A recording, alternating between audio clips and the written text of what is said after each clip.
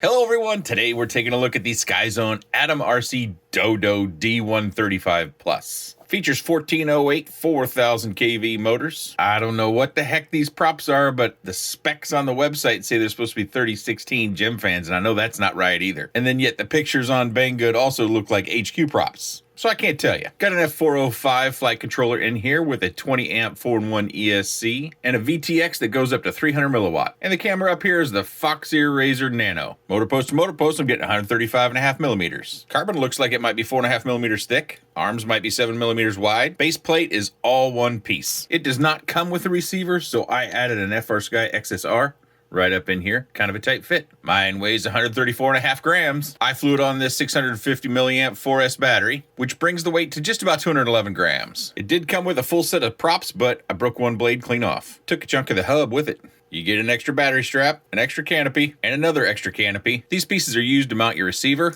You put them right back here, a lot like the Diatone products. And they're different depths. 2 are shallow, 2 are deep. Get a little wiring harness, extra screws and nuts, and an extra standoff. And the last thing you get is the wiring map for your flight stack. Nothing on the backside. If you're checking out the D135 or the Dodo D135 Pro, I would highly encourage you to also take a look at the Diatone GT R349. I don't have that one. I still have the ER349, which is very, very similar. The arm layout's different. This is more of a stretched X, where the GTR 349 is more of a wide X like this one is. Very, very similar. The Diatone product's on flash sale right now, and it's $12 less. And it's a Diatone product.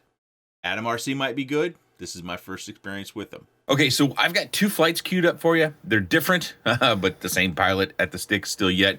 But I wanted to show 2 because I had some extra time with this because, well, I didn't have extra fly time. I had some extra time on one particular day, and I decided I didn't want to fly for review purposes, but I had batteries charged for this, and I didn't know when my next outside flight time would come because it is, winter here in the Midwest. Actually slated to get somewhere around 5 inches of snow in the next, I think it's 2 days away yet. But anyways, so I've got my typical style where I kind of whiz around and I kind of keep pushing forward on pitch and just trying to go fast and do my little circuits around the yard here. I don't think the props are doing this any favors. I felt like it was kind of sliding a bit, and maybe you can pick that up in the flight footage as well. I don't know why or where these props even came from. And the specs on the Banggood website seems a little odd. The 3016, you wouldn't put a 3016 on a 1408. So I think the specs from the different models of this Dodo may have gotten mixed up there a little bit. I would personally, because I like them and they bend instead of snapping like these did, is run the gem fan. I think they're the 3052s. Those are real good props, and they tend to be grippy. They have that kind of downward turning fin. I just like how they fly a lot when I have a powerful 3-inch. Also, I mentioned it there real quick. You should also be taking a look at the Diatone GT R349. I didn't review that one. I reviewed the ER349, which is, for all intents and purposes, the same hardware except for a different arm layout. And so they're kind of very, very similar in the fact that they give you extra canopies. Diatone gives you extra canopies. They give you a mount for your receiver that goes on the back standoffs, just like what Diatone gives you. But Diatone uses those gem fan props that I prefer. I think the Diatone motors are also more efficient. I had to move up to a 650 milliamp battery so that I could get a 2-minute flight time. This will actually be about 2 minutes and 20 seconds. I do run it down just a little bit. But when we land, the battery does recover to just under 3.5 volts per cell. Whereas the ER349, which was, again, really close to the GTR349, the Diatone one that I'm suggesting you're looking at. And you're probably wondering, why aren't you talking about the ER349? Well, that one's not available anymore. They don't apparently sell that one anymore. That one I flew on a 550 milliamp battery, so I could use a smaller battery and fly just as long, if not longer, than this one. So the Diatone motors and combination seems to be a little bit more efficient. So do your homework there. Hopefully that flight gave you some flight details about this particular quad. Next up, we'll take a look at a slower flight. and we'll get about a minute of extra flight footage. But you see there on the home screen that the battery is now recovering. It's not going to recover all the way up to 3.5 volts per cell. I think 3.44 is high as we get. But let's move on to that next flight. Okay, so this flight's going to be about a minute longer than the previous flight. And even though I've got the same camera angle, it's a different attitude I had. You know, like I said, I had batteries charged for this, but I didn't want to fly this particular day for review purposes. Pretty nice out still, but I just didn't want to fly for review purposes. I want to relax a little bit and just take my time, and whatever happens, happens. Obviously, I broke a prop, and I showed that to you. I did have a few crashes, and thankfully that base plate, you know, it's good and thick, so it should live up to having quite a few crashes. I was surprised in my crashing that I didn't crack any of the canopies. So that's a good thing, but there's absolutely no camera protection. I guess it's one other thing I should mention. The Diatone canopies do offer some camera protection. It's still some sort of plastic mold, so I can't tell you how much force it will take before that cracks, and it doesn't matter, and your camera gets smashed up. But there's at least some. So maybe if you bump into something, you might have a fighting chance of not breaking your camera. But in this one, there is no camera protection whatsoever. That punch out I did a moment ago where I kind of go up to that bush, I usually do that with smaller quads, but this particular day I couldn't figure out why I was blowing it out so much. You know, I'm getting way out over my neighbor's tree there, and I'm actually coming down between the two trees on their side. I wasn't getting that right. I think you'll see me do it 2 more times yet in this video, but it's good fun. I don't think that it's the Holy Grail. I saw Stu's thumbnail, the king of the clickbait, I guess you might say. I don't know how to feel about that, but I wouldn't call this one the Holy Grail. I would say it's a pretty good quad, but you can get the Diatone GT R349 for less money, and you get it from Diatone. I don't know who Skyzone AtomRC is. They seem to be kind of maybe trying to piggyback off of the Skyzone, the goggle makers, because I'm pretty certain Skyzone, the goggle makers, are not involved in this, at least according to my contacts. But maybe there's another branch of Skyzone. But this is a new manufacturer. I think that's one of the things that you've got to do your homework. I think you could, if you have a Diatone, down below, leave your experience with Diatone products. So anyone who's looking at this and kind of wondering about the brand and how reliable it might be, that they get a feeling from someone else, not some talking head on YouTube. I think that's important. So if you would take a moment, if you have a Diatone product, and just leave your experience with your Diatones. Also, I did notice on rapid fire, if you run rapid fire mode 2 or legacy mode, there's some very harsh flashing that happens with this VTX camera combination.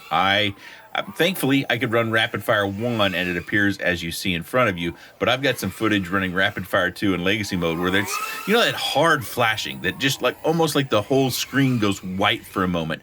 And you can feel it when you fly. It's actually difficult to concentrate, especially when you've got the sun so low like I do here. You'd get the sun in your eye or in the camera, and then you get that bright flash, and it's like you were going double blind or something. Oh, I blew that one out again. Good thing it wasn't windy and blew me out farther over there. I might have gotten tangled up. We're getting near the end of flight. I think we got about another 20 seconds to go. But I wanted to give you a secondary feel for the quad itself. I had some time, and I had this footage on hand, so I thought, well, let's take the extra 3.5 minutes and show this and talk a little bit more and see if we can't get a little bit more information from those that have bought competing products and how they feel about them. We're going to circle back in. The reason why I'm landing on this side of the patio is that we have a contractor who's left his ladders on my favorite landing spot, and I'm trying not to land in the grass. I like to land on the cement. Test my landing skills. This is going to recover just a touch more here to 3.48 volts per cell. So still, I flew it a touch long, but maybe only 3 seconds or 4 seconds too long. Maybe 1 punch out less, I would have been fine. So the first thing I want to do is play a little of that footage that I had when running Rapid Fire 2 in Legacy mode. I'll just pick one. There's no reason to play 2 of them, and I'll just do a segment of that. And then I'll pick out some crash footage that I've got to this as well. I do think, as I said, that this appears to be an assembler. I don't think they're making all these different products. I don't think these are Diatone motors. They don't. Let me grab my ER349 and we'll take a look at it. So this is the ER349. This is a combination between Diatone, Eachine, and TBS. They don't sell this one anymore, but functionally and from most of the components are very, very similar on the Diatone GT R349, which comes in at $133. It's less expensive than this. I just wanted to look at this for the motor purposes. Yeah, these are definitely not Diatone motors. I don't recognize the bell on these. So I guess it's possible that they're making their own motors. It seems unlikely. They're probably getting them from someone you recognize. It's like a 3-spoke pattern that's right underneath the props, if you can't tell that. Carbon's good and stiff. You know, we got some good thickness there. Pretty stiff. You know, I kind of actually would have expected it to be stiffer for the thickness that we have. You can see I can flex it, not applying a lot of strain here. It is very compact. It is, this canopy seems to be fine, or maybe I didn't hit the canopy at all. It looks really good in all my crashes, so maybe the motors and the props and the frame took all the force on impacts on my crashes. The flight controller does have a USB-C port that could or could not be a big deal, depending upon how many USB cables you have hanging around your house. The antenna isn't ideal. I would prefer that we have some sort of upward angle for the antenna. It's not going to get in harm's way. They do have it secured in the canopy with a zip tie. Nothing wrong there. As far as their soldering goes on the motor wires, everything looks fine. They have used some of my favorite ESC tape. We have a battery strap, which if you want to do an 850 milliamp 4S battery on this, you know, go out for a nice long cruising session or something, or even a freestyle session, you might get, what, 5 minutes on an 850, maybe? Depends on the flight. This battery strap isn't likely to work. It barely works with a 650. And I did find that my RDQ 650s did not hold up to the need. See how that just barely gets a Velcro? Or excuse me, how it barely gets a bite on the Velcro. So if you go up very many battery sizes, you're going to need a larger battery strap. They have cutouts for it here, but excuse me, let me go back to the motor issue. My other 650 milliamp batteries are RDQ batteries. I do have a few G&B batteries, but I didn't dig those out and test them. But the RDQ batteries are supposed to be made by G&B, so I want to do some testing when weather permits on those two different batteries between RDQ and G&B. The RDQ batteries, they're the flat long ones. They did not hold up to this. I was getting like 1:20 flight times in that sort of racing format that's so hard on batteries. This one held up much better. This is a 4S 650 from Cotter, a new brand on the block. We do have cutouts, like I mentioned, for a battery strap. I didn't use it because the battery is about as wide as those cutouts, and I like to make sure my battery sticks down, especially where you have a pad, and it's a good thing that they did include a pad. It is custom cut. You can see that we do have button-headed hex screws everywhere, so this doesn't bonk into your batteries every time you come down to land. I did, of course, use zip ties. That we did not get any zip ties with this kit. Can you believe that?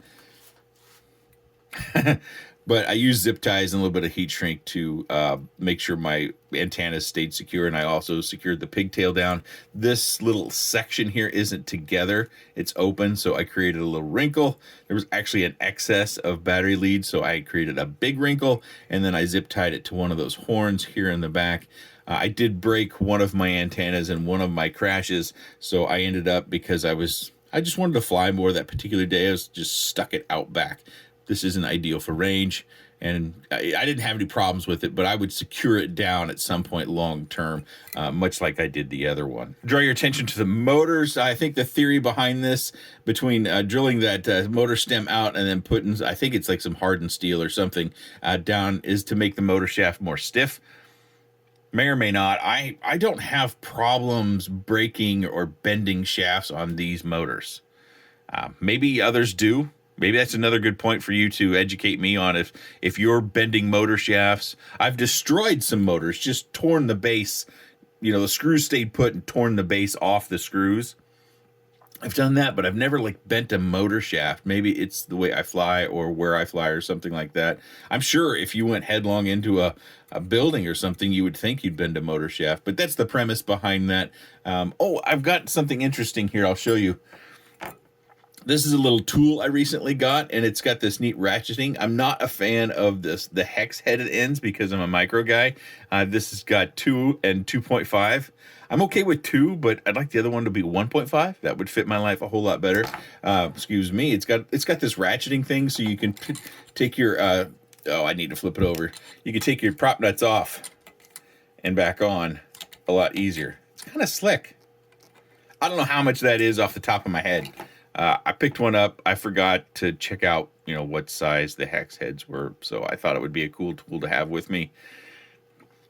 Turns out I'm probably going to have to take this out and see if I can't find a replacement, or maybe I'll chop off 2 pieces and put my own in there, something like that. Get the grinder out and make a little notch so I could put my own hex heads in there. But kind of a cool thing. It's got a real smooth action to this rolling.